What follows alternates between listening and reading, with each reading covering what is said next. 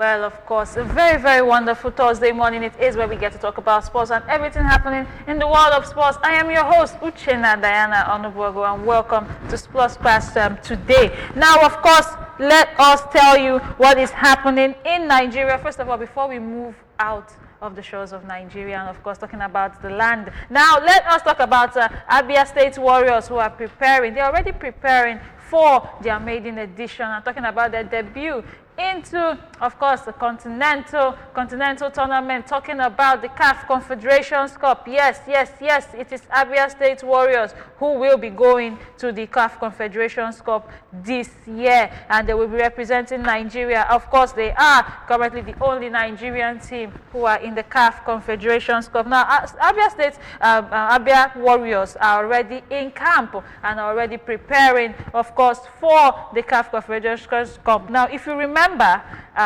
they finished third on the MPFL table, that is the Nigerian Professional Football League, and they will be playing in the continental tournament. Now, of course, the media officer talking about Solomon Igwe has told, of course, the public that the club's management is doing everything possible to ensure that they are ready to win this title for Nigeria for the first time. Now, of course, they will be trying to replicate Eyimba's glory days, knowing that this is another Abia State club. And let's see what they will do this time around, knowing that they will be the only Nigerian team representing Nigeria. Now, they said, of course, talking about Solomon Igwe, saying, he said the CAF Confederations Cup is a very tough competition, and we want to be ready for it. He said, when the team settles down very well, the coaches will determine the players to retain and the new ones that will be joining the squad. But one thing is sure, our chairman, talking about John Obu, who is the chairman of Abia Warriors, he knows what it takes to play in this type of competitions, and he, alongside the coaches, have started planning the strategy that will make us successful. This is what Solomon Igwe said to the public, talking about Abia Warriors who will be playing in the CAF Confederations Cup for the first time, because they finished third in the MPFL table. And of course, we're wishing them all the best, because we get to see what will be happening right there. Now, still talking about Nigeria, we have to talk about the Super Falcons, who have been scheduled to play against the Portuguese female team. Yes, talking about next week, Monday.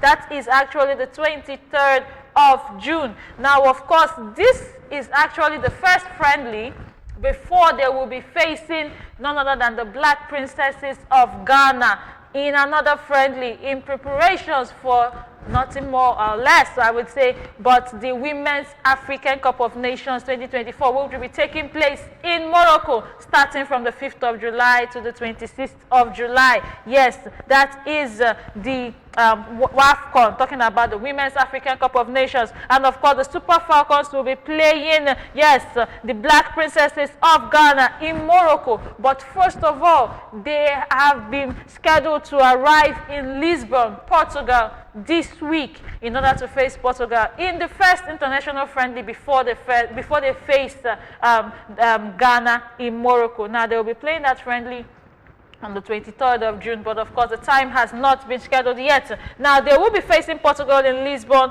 and they are expected to try as much as possible to win that match, because it determines what will happen in the subsequent matches coming up before the Women's African Cup of Nations. Now, of course, you know that this match serves as a warm-up and, of course, a preparation and, of course, would I say, assessments from the coach, talking of Justin Madugu, who says it is a match where they get to see what they will do on the field and serves as a warm-up before they go for the WAFCON. Now, of course, after playing in Lisbon, Portugal, they will be moving to Morocco to join the other clubs and other teams right there, and they will be facing Ghana. Now, the match between Nigeria and Ghana, which has been deemed another Jollof derby, will take place just days before the actual start of the Women's African Cup of Nations. So it will happen just a few days before the tournament begins, and that date has not been scheduled yet. But on June 23rd, the Super Falcons are expected to face Portugal in Lisbon, and of course, we're wishing them all the best. Now, of course, if you remember that Ghana, they are also in the Women's African Cup of Nations, talking about being in Group C.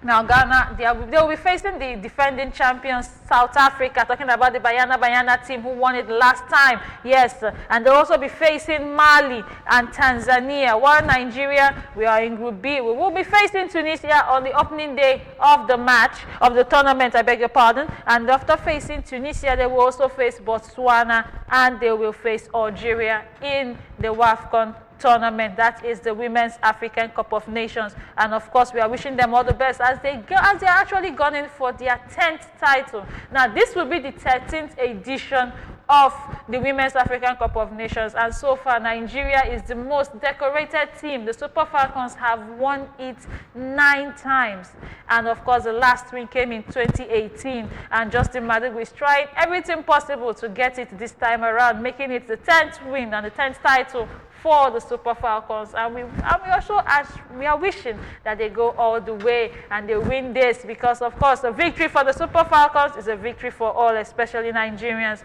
Now we will be leaving of course the shores of Nigeria. We are going to take you all the way to the US to talk about what is happening in nothing less, or should I say nothing more than the Club World Cup. Yes, what is happening in the Club World Cup, talking about yesterday's matches. Now if we get to talk about yesterday's matches, where we actually saw Juventus, they did the mighty, they did the wonderful, talking about scoring 5 goals in one match. Yes, talking about the match against Al Ain of course Saudi Arabia, and of course that was Juventus who actually defeated them 5-0, and that match came with a brace from Kolomwani. Yes, of course Kolomwani scored in that match, a brace, and also Chinko Konsekawi also scored in that match, talking about the Club World Cup, where a lot of things have been going down. Now, of course, one of the most interesting matches that also took place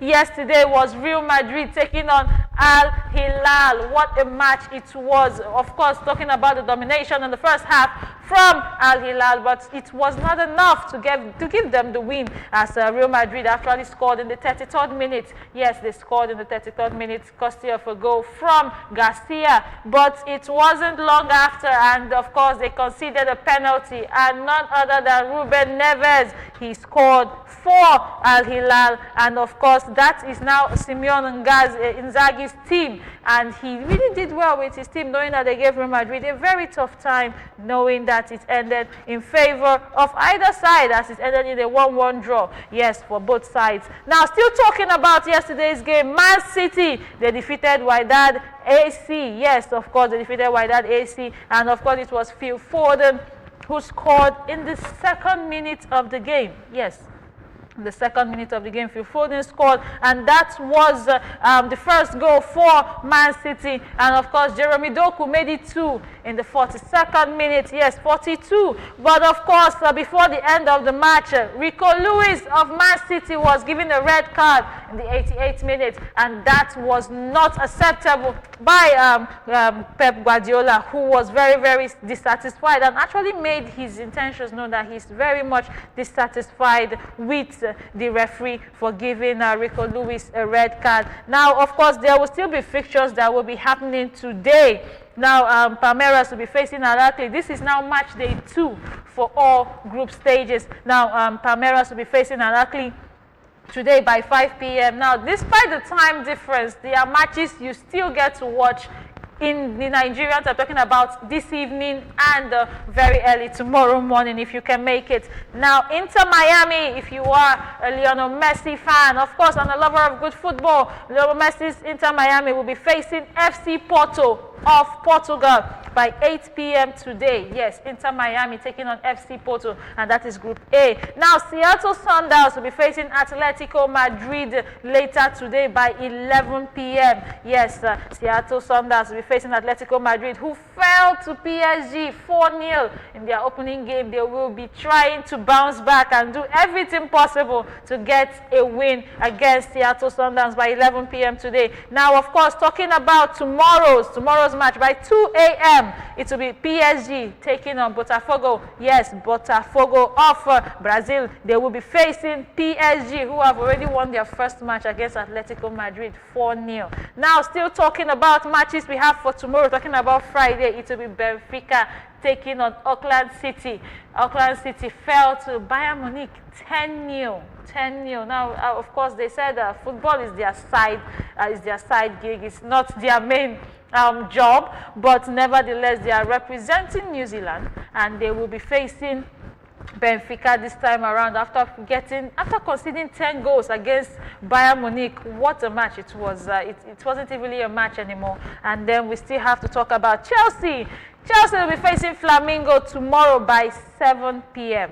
Tomorrow by 7 p.m. it will be Chelsea who will be facing Flamingos. And of course, Los Angeles FC, the replacement for Lyon FC, who were actually disqualified from the Club World Cup for having a multi-ownership problem. And of course, Los Angeles FC, LAFC, as they are actually called as well, they are the replacement for Lyon, for the Lyon club. And of course, they will be facing Esperance by 11 p.m. tomorrow. These are the match fixtures we have. Now, for the main matches, if you are a Chelsea fan, you definitely want to watch Chelsea taking on Flamengo tomorrow by 7 p.m. And of course, if you also want to watch Atletico Madrid in action today by 11 p.m., that will be nice. And like I said, Inter Miami will be facing FC Porto by 8 p.m. today. And that is what we have in the Club World Cup. Now, of course, other things are still going on. Now, we already know the fixtures of matches that will be coming up next season.